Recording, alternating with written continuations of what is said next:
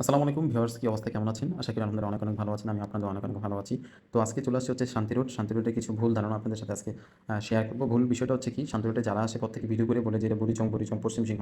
Right, যে বুড়িচং পশ্চিম সিংহ গ্রামে এটা পড়ছে। অলরেডি এটা দেবুদ্দার থানা ফুলতলী গ্রামেও কিছু অংশ পড়ছে।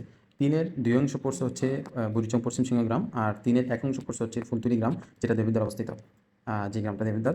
তো আজকে এই শান্তি রোডের সম্পূর্ণ ভিউটা আপনাদের সাথে তুলে ধরবো। একদম পশ্চিম রোড থেকেই একদম পূর্ব রোড পর্যন্তই একদম ফুল শান্তি রোডের ভিউটা আপনাকে দেখাবো। আসলে শান্তি রোড বিশেষ করে আমার আগে অনেক আসা হতো, যেহেতু আমার এই জায়গায় ফুফুর বাড়ি, আমি এই রোড দিয়ে আসলে যাইতাম।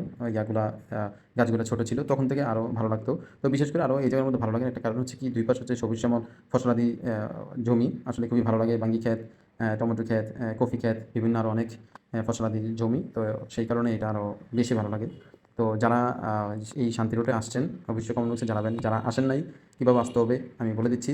এটা যারা চান্দিনা থেকে আসবেন তারা আসবেন হচ্ছে চান্দিনা কাটারপুল হয়ে একদম বরাবর ফুলতলী গ্রামে আসবেন। ফুলতলী গ্রামে আসলেই হচ্ছে ডান পাশে হচ্ছে শান্তি রোডটা। আর যারা কংসনগর হয়ে দেবুদ্বার হয়ে আসবেন তারা হচ্ছে জাফরগঞ্জ হয়ে একদম বরাবর ফুলতলী চলে আসবেন। আর যারা বুড়িচং থেকে আসবেন তারা কংসনগর বাজার হয়ে শান্তি রোডের ভাড়া মাত্র 10 টাকা। বিশেষ করে যারা কুমিল্লা থেকে আসবেন সর্বপ্রথম হচ্ছে আসবেন হচ্ছে ক্যান্টনমেন্ট থেকে একদম বরাবর বাসে করে চলে আসবেন হচ্ছে কংসনগর। কংসনগর থেকেই শান্তি রোডের ভাড়া হচ্ছে মাত্র 10 টাকা। সেই শান্তি রোডে আসতে পারবেন। বিশেষ করে এই ভিডিওটা যাদের ভালো লেগেছে অবশ্যই প্রত্যেকে লাইক, কমেন্ট, শেয়ার করবেন। সবাই ভালো থাকবেন, সুস্থ থাকবেন। আল্লাহ হাফেজ। আসসালামু আলাইকুম রহমতুল্লাহ।